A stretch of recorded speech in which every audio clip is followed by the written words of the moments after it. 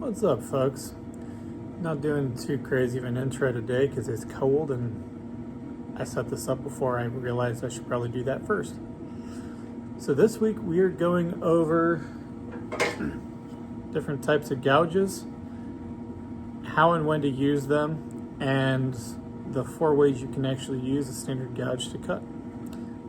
So since I'm holding my phone, let's get to it where I'm not shaking. You ever make funny faces when you're doing something random? All right, so first off, I was checking an edge because I was changing the angle and sharpening of this one. It's also one of the best ways to show. You can see the little bit of a burr there on the edge. That's all that actually cuts on these. It's not the whole blade, it's the burr. So if you don't feel the burr, stop, put a burr on it, keep going. Sharp tools will always give you a better cut, a better finish. Like you can even see here, it's already nice and smooth. Now it's not focusing on my hand as much. Right there, it's nice and smooth versus that one where it's a little rougher. Thought I had one edge here where I didn't actually hit too much with it, but I smoothed them all up.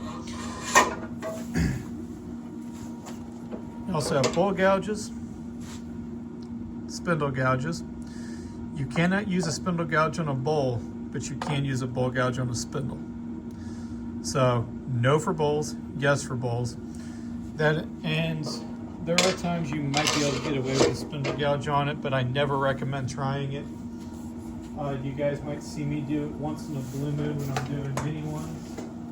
I thought I had sitting right here, and apparently I don't.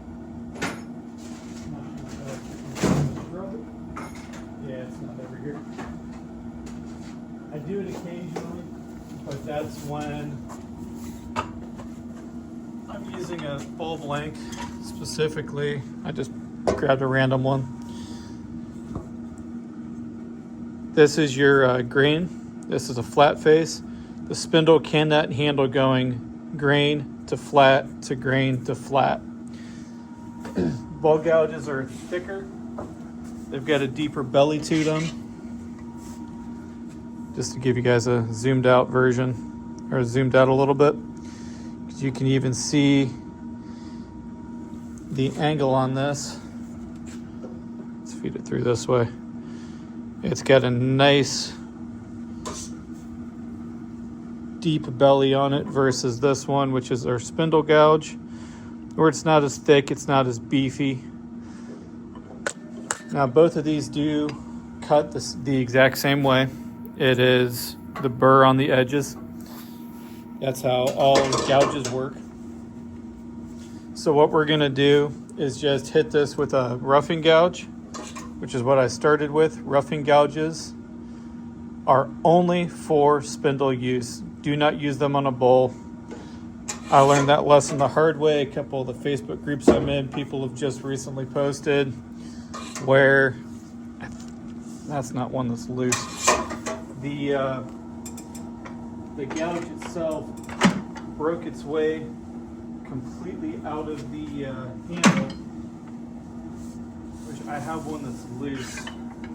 At least I thought I did. I don't think I tightened it up, but I very well might have, because none of these are loose. I do have multiple roughing gouges. If you're doing batch work, I like to have a couple of the same so I can just sharpen 3 or 4 up, and then just as they get dull, cycle through them until I'm done, and then sharpen everything up and keep going. But I mean, you can also, you got a little, this is the medium size that I've got. I thought I had my other one right here, which I'm not seeing now, of course, because I want it. There it is.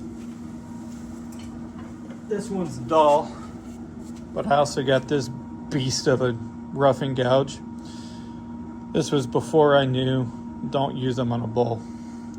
This thing is absolutely ridiculous, but there are times where I love having it, so I'm not sad of the purchase, but I don't use it that much.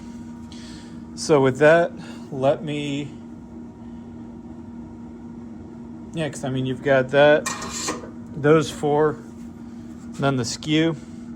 Until recently, this is a tool that I was scared to death of. Let me throw an edge on that real quick, and then we'll get back to this. So give me 1 second. All right, sorry about that. If you guys want me to do a better sharpening video than the one I have up, let me know, because now that I have this where I can actually get it where you guys see, because I'm literally standing right there looking through the screen to do this.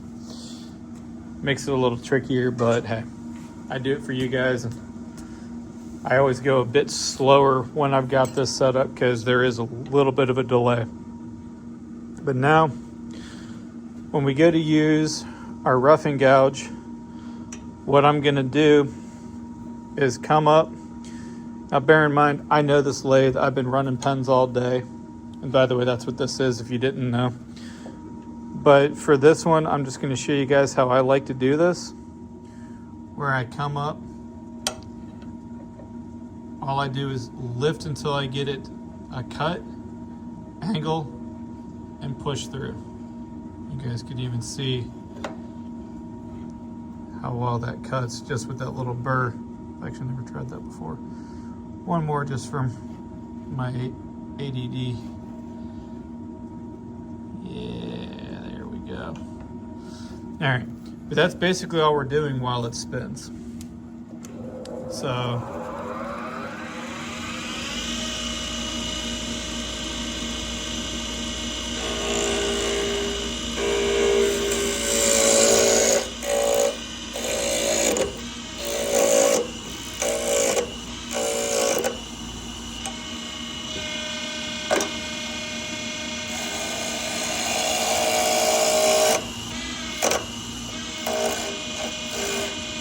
that's what happens when you take too big of a bite out, and the first one was because this wasn't tight.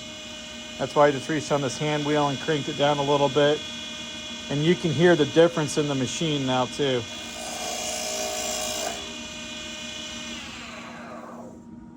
You can also see once you get everything lined back up, and that I did not have these squared in the center very well when I drilled them.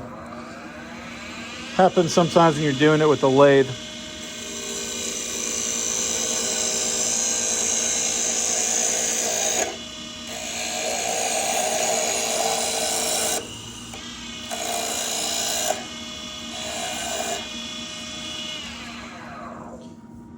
This is a little bit in my way compared to where I normally stand, which is what's causing the hang-ups on there, or through there. So, but we're almost done with that, so I'm thinking another pass or two.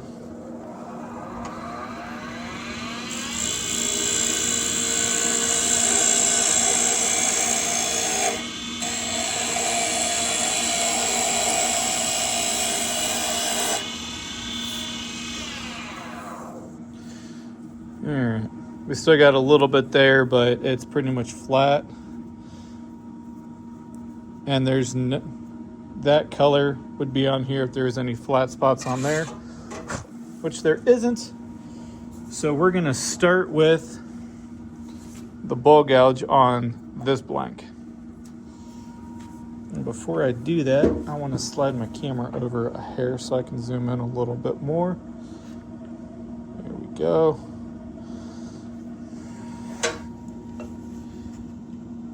One time, not two times, one time. All right. And the way we present this is just the same. Touch, roll, touch, lift, push. And it will cut just the same, just a little bit smaller.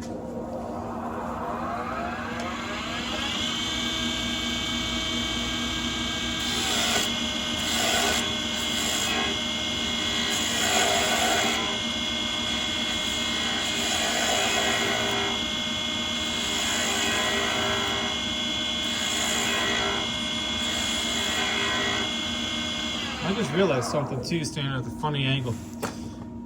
I did not cover, when you're using this flat is the straight along where it's going. So like when I'm coming in here and I'm not quite straight with that, that's why it's not biting. If you keep it If you keep it flat in there, like that, let's bring it down a little bit so you guys can see it a little better.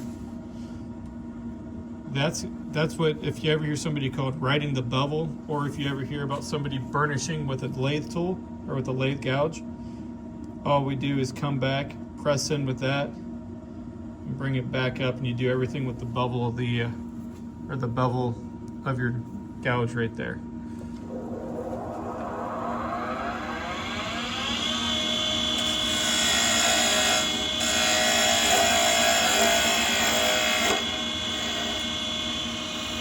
Still slipped off a little bit, but we got there.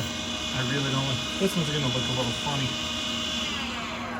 I'm gonna move you guys back a little bit so we can get a little bit more of a bird's eye view for the next part.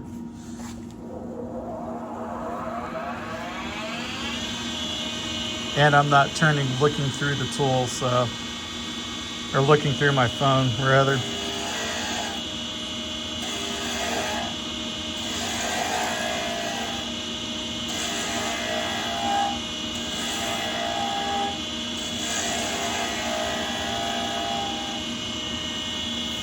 Alright,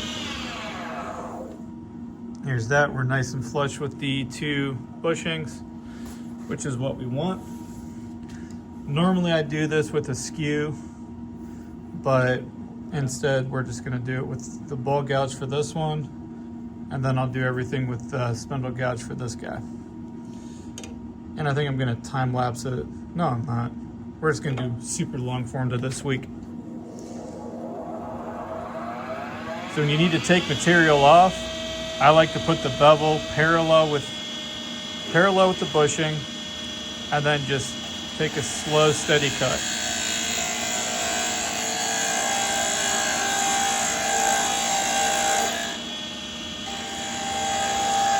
And just work it down in.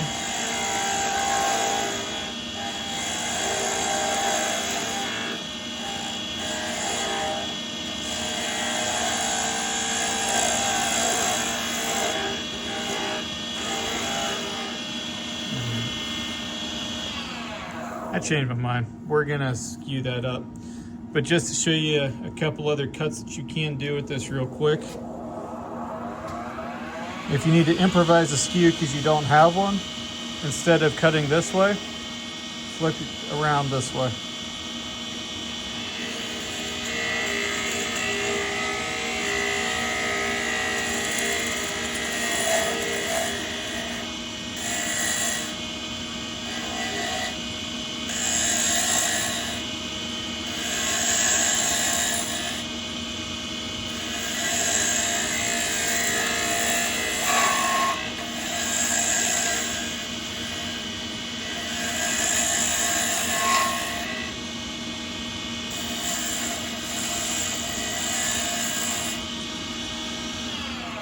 And that's that for the one side. It's definitely a lot rougher than I normally leave it, but if you're gonna do it, I just grabbed the right tool for the job in the first place, which is our skew. Now before I get into the next one, because I know the haters are gonna comment, when you're presenting your tool, you have, on top of writing your bevel, you have open, closed, and everywhere in between is an intermediate position. That refers to how much of the cutting surface is going in and how aggressively you're cutting. You can't cut very deep at all, and actually when you're completely closed, this will not allow you to cut into that wood at all. You have to be a little bit open. The further down you, like I could go in like this and keep it basically full open, go straight through to the brass tube underneath if I really wanted to. It's never advisable, but you can do it. And the other reason I cut at more of an angle here, and I want this further out, this is where the nib or cap's gonna be, so I like that to be a nice smooth transition. So with that, we're gonna use our spindle gouge on here, just so you guys can see the difference in the way they cut.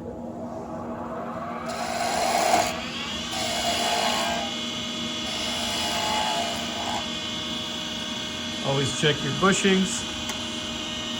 The difference in the bushings, I actually went in a hair too deep on that one.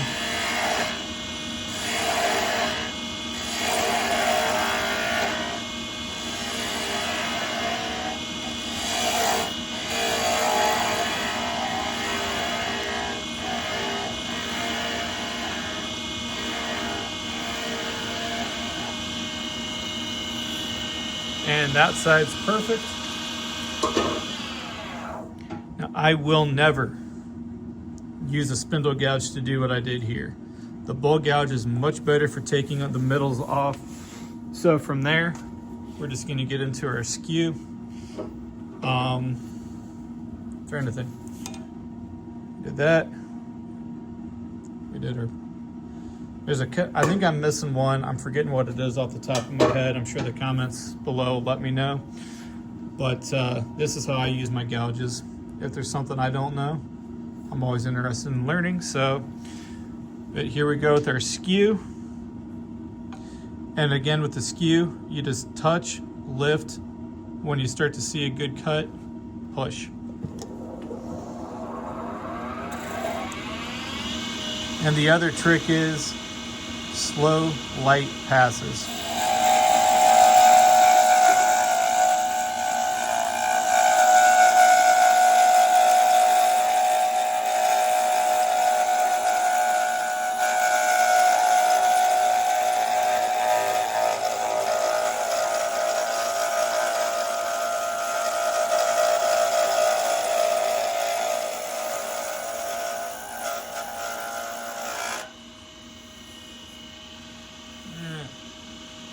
Definitely looks kind of funky, but hey.